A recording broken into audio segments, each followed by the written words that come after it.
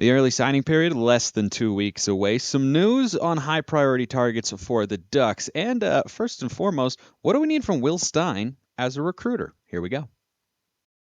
You are Locked On Ducks, your daily podcast on the Oregon Ducks, part of the Locked On Podcast Network. Your team every day.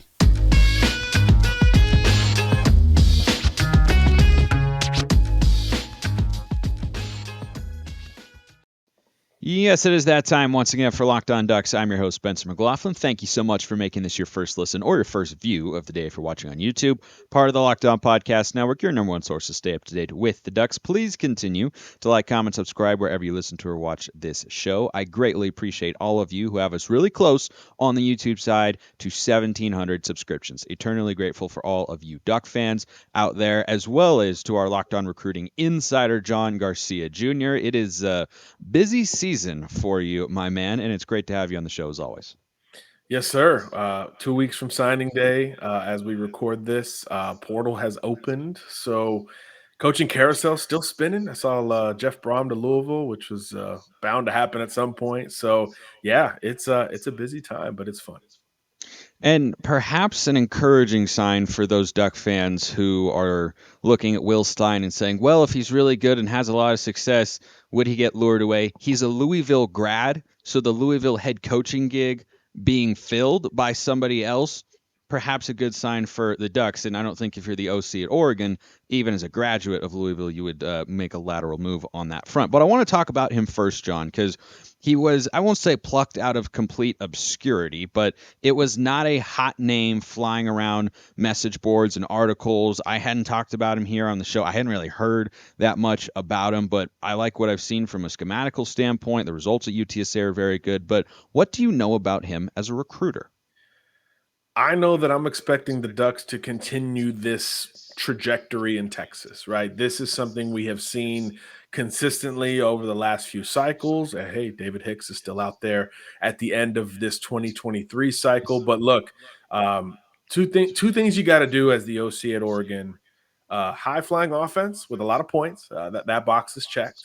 And you have to recruit. There are some coordinator gigs at different places around the country where they're like, hey, just call the plays. We'll figure out the board and all that stuff.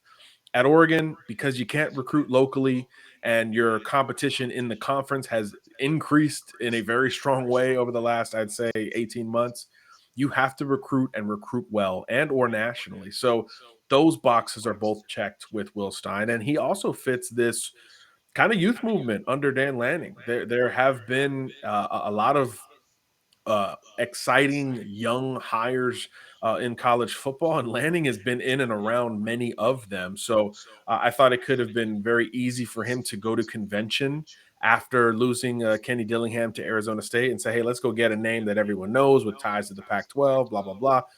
Or let's go outside the box, keep it young and a little bit more relatable for these recruits with a guy who played college ball like 10 years ago. I mean, and I think that makes a lot of sense in the modern age, and the results kind of back up the risk, the quote unquote risk in taking a chance on a young coach like this. But he's got that great combination of having played the game's most important position, yet coached and been really efficient at the wide receiver spot, in addition to now calling plays for UTSA this past season. So there's a nice balance to Will Stein as well. And you just assume a lot of that is going to come together to capitalize on the recruiting trail now that he can go back to his roots in Texas or anywhere in the quarterback receiver lexicon, and now also reemphasize, hey, now we're at Oregon, So we learn a lot about coaches when they get promoted to that next tier. And there have been countless, dozens, hundreds probably, of group of five standouts who make that jump to the Power Five, and it is seamless. And their ceiling now becomes higher in terms of the targets that they can actually go after and compete and win on the recruiting trail. So I think it's a really smart risk here for Dan Lanning. And again, worst case schematically, production wise, you feel really good about where he's been.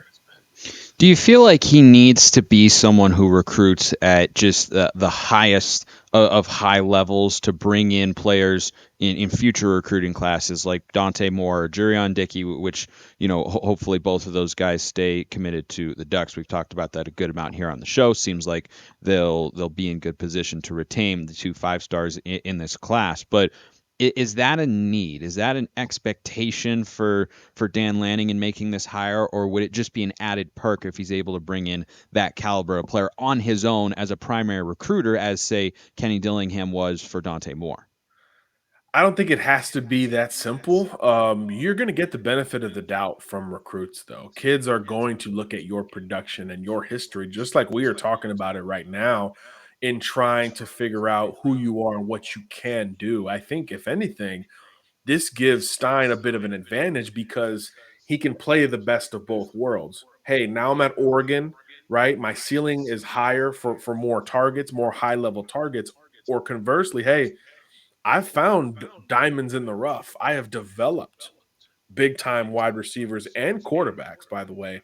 Now I've been able to find that the difference between a guy who's already made and polished and ready to go versus the one with a little bit of seasoning could really come out and become a great player on the offensive side of the ball. And I think that receiver coaching experience here is invaluable because it just goes hand in hand with what every offensive coordinator is looked at to do, in addition to building a game plan and calling plays, but recruit the quarterback position. When you also have this receiver experience, it makes a really big difference, in my opinion, because you know it from both sides. You know what quarterbacks want, and you know what receivers want in their quarterbacks. So I do think it's a nice, as well balanced an early 30s hire can be. I do think a lot of those attributes fall under Coach Stein, and I think it's going to work out in terms of the targets and in terms of the production in landing top targets that they identify, not necessarily top targets that a star system identifies. And I think the other thing to consider as well is it's not as if he's the only coach that's going to be out on the recruiting trail looking at Right. offensive recruits. Dan Lanning will be there. Heck, Tosh Lupoy might even be involved. Tosh Lupoy recruited, I think it was Najee Harris to Alabama. He recruited Yep. Keenan Allen to Cal. Like there have been a number of guys. It doesn't always have to be strictly on that side of the ball. But I think you look at, what Carlos Locklin has done in the transfer portal with Noah Whittington and Bucky Irving. Guys are absolute studs. Hopefully, we'll be able to keep Dante Dowdle as well. And then you look at Junior Adams has, worked with Jurion Dickey on the recruiting front, I'm sure, and he has a great reputation as a recruiter. So I personally feel okay about how, Oregon's recruiting potential looks offensively with Will Stein there. And I think the biggest thing, just real quick, John, as well, is in the long term, say Stein is the OC for the next 2 or 3 years, if he produces positive results on the field and Oregon scores a lot of points, that's often your best recruiting tool, right? 100%. And that's really what it's about, especially when you have a defensive minded head coach. There's almost more of an emphasis on who that OC is. So, yeah, that will all take care of itself, much like we have seen in the past year with Kenny Dillingham, right? How much more of a target range did Oregon have because of the success on the field this season, not only in attaining new commitments, but holding on to some other pledges that you had on board earlier in the cycle, and some marquee guys like a Dante Moore, like a Jurion Dickey, like a Dante Dowd. I mean, really, the list goes on and on. All of that stuff helps you in that maintenance as well as that acquisition portion of the process, equally as important. All this stuff is a pretty high stakes affair, as is trying to keep Caleb Presley committed. And every new potential hire for your small business can be a high stakes wager. You want to be 100% certain that you have access to the best qualified candidates available. That's why you have to check out LinkedIn Jobs. LinkedIn Jobs helps you find the right people for your team faster and for free. You go on there, create a free job post. You do it in minutes. It's really easy. Add the purple hashtag hiring frame to your LinkedIn profile to spread the word that you're hiring. And small businesses, for a reason, rate LinkedIn Jobs #1 in delivering quality hires versus leading competitors. They are also our recruiting sponsor here at the Locked On Podcast Network. LinkedIn Jobs helps you find the qualified candidates you want to talk to faster. Post your job for free at linkedin.com/lockedoncollege. That's linkedin.com/lockedoncollege to post your job for free. Terms and conditions apply. high stakes recruiting battle, I guess would be the best way to put it, is kind of ongoing for a current Oregon pledge in a pretty highly rated 4-star corner in Caleb Presley out of Rainier Beach in Washington. He took a visit to the Huskies not long ago. There's been some buzz. You told me before we came on record that Deion Sanders has reached out to him, and the impact that Coach Prime could have on the recruiting front is a fascinating one to be sure. Go check out Friday's episode of Locked On Pac-12 to hear us talk about all of that stuff. But where are the Ducks at here, John? Is Presley coming back to Oregon's campus? Are they still in a good position, or is there a decent cause for concern here that he could flip to the in-state Huskies? Yeah, look, that's the in-state school. Washington has theoretically outkicked its coverage on the field under its first year head coach, and that's going to resonate on the recruiting trail. The Dogs have a top 25 class, and they want more. And if there's one position where convention tells you, never count them out, it would probably be with a secondary player. So Caleb Presley, even before this visit, I would say, you got to keep an eye on Washington here down the stretch. I think Deion Sanders and Colorado getting involved is probably good news for Oregon in the fact that it's going to be a more diluted field, right? So you're a little bit more likely to go with what you've already been on board with Oregon. And here's the thing. There is a visit planned to Oregon over these next couple weekends. I'm not sure if it'll be this weekend or next weekend, but it will be an official visit. He hadn't taken a visit to Oregon officially, which I think was really smart or lucky, depending on how the planning element of all of that worked out for the Ducks, because now in theory, you're going to get the last visit before National Signing Day. So if he's planning on signing in December, which to my understanding is still a big if, which is interesting, I think you're in good position to hold on to Caleb Presley, and he'll lock it in come December 21st. If he pushes it to February, all bets are off, right? It's like we talked about with Jerion Dickey. Once you go a couple more months into the process, so much can change, right? The carousel's still shaking out. The portal is still dust. That dust will still be settling. So there's so many variables that could impact your position or your priority level, depending on which schools that you're looking at. So that will be fascinating if the timeline goes a bit deeper. But as of right now, you think it ends on the short end. Presley's been a long time coveted recruit in this process. He's been to Washington a couple of times. It's not like he hadn't been in a year and then he just took this visit. He's taken some quick unofficial trips within state lines there as well. So I think he's got every question answered on the Washington front. If there are any remaining on the Oregon front, those will be answered with that visit before National Signing Day. So we'll see. I mean, Deion recruiting a DB is probably more of a big deal than we think at this stretch, especially in the same conference. But I do think over the long haul, Caleb Presley would have decommitted to me if there was true traction with another program, especially coming off, again, that Washington official visit. So we'll see. He knows what's being presented from all angles, but the Ducks will get that final visit in all likelihood, and I do think it could be enough to hold off Washington, Deion, and whoever else might jump in. Well, that comes as welcome news because it sounds like, or seems at least to me, that there are opportunities to play in Oregon secondary after the season that they just set. Now, there are, I think, probably more opportunities on the defensive front because they need to be able to get after the passer better. Sure. But also, I love the ever-evolving slew of phrases written on the whiteboard behind you. Today, for those of you listening on podcast, it is UGA or the field. I'll go with the Bulldogs there. I think when they turn it on, man, it's hard to look at them and go, yeah, anybody could beat it. I think Michigan is good, but I think J.J. McCarthy is improved, but I don't think he's at Stetson Bennett's level. And I think if you really pressure him, he's like just okay and anything. I think that's an iffy proposition at best to try and go with the field. But they play the games for a reason, and we shall see.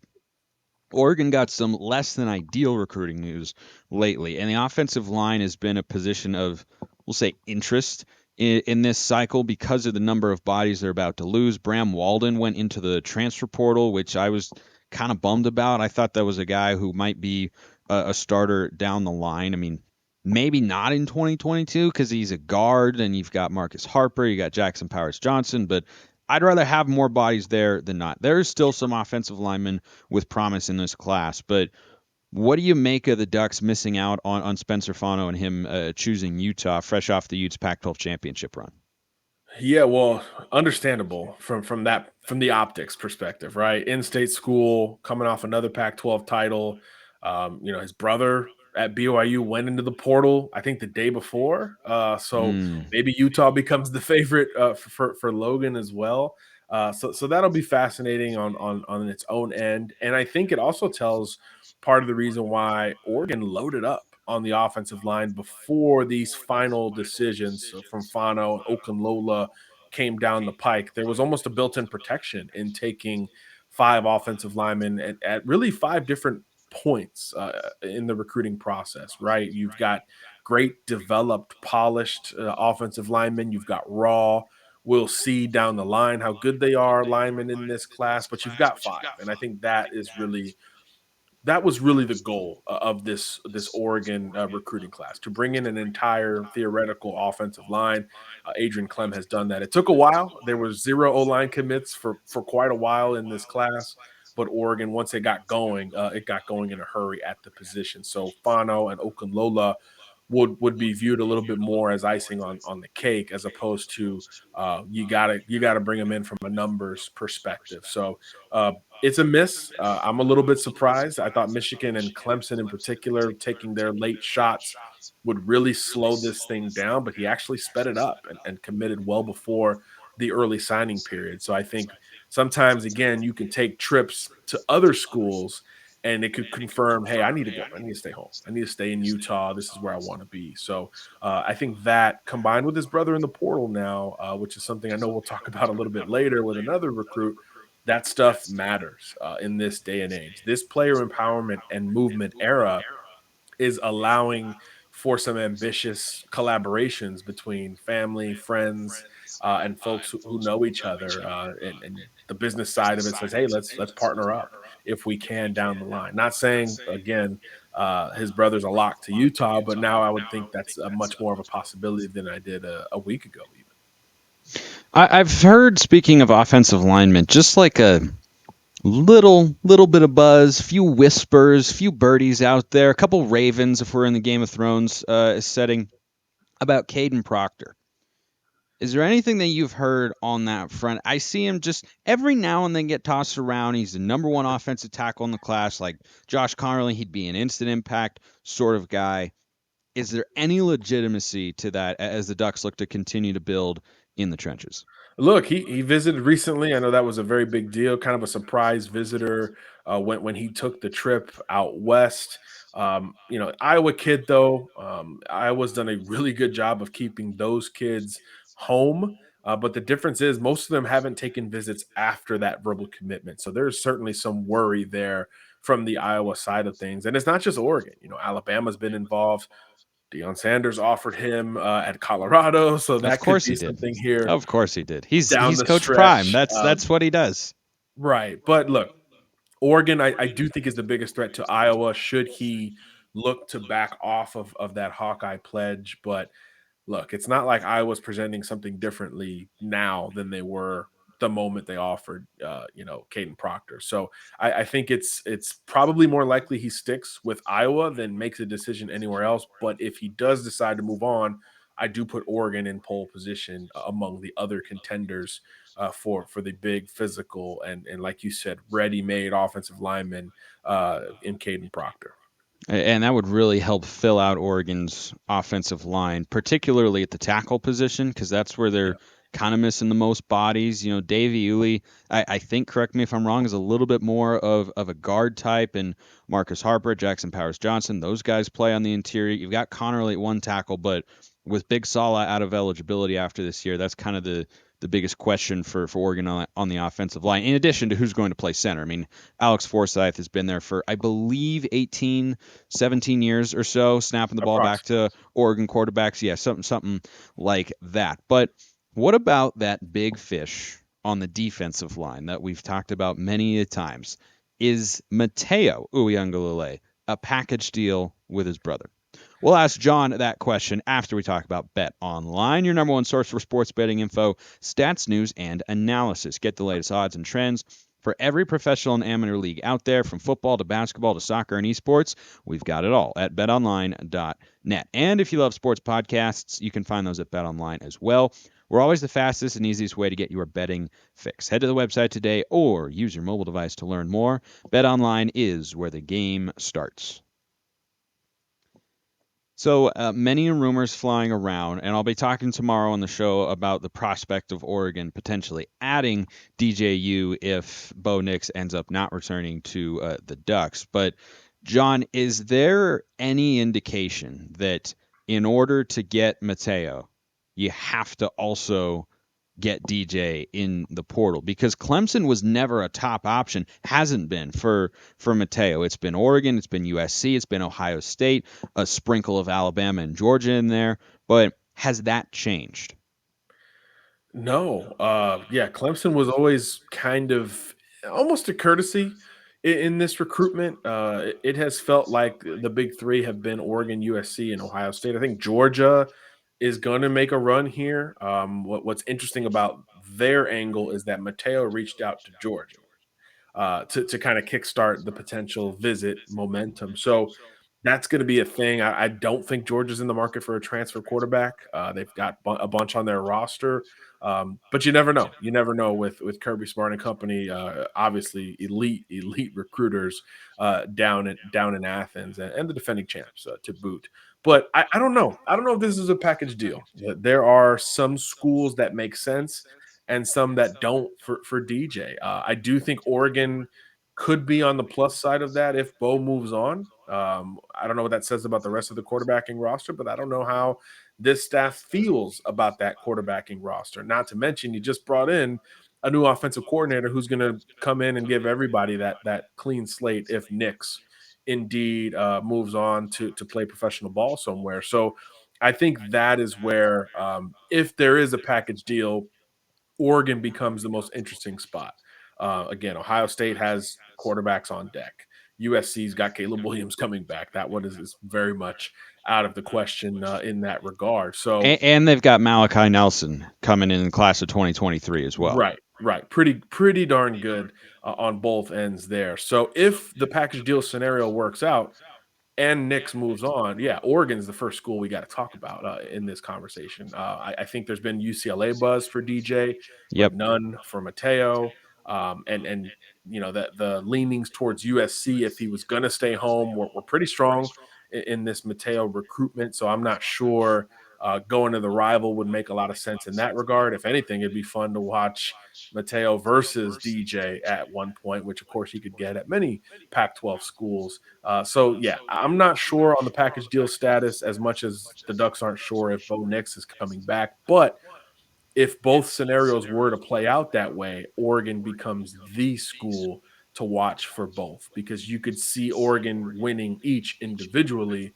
So naturally, with how close knit everybody is in that family, you understand how not only staying in Pac-12 country but playing together would be a big deal for these guys. Just one more time before obviously DJ runs out of eligibility.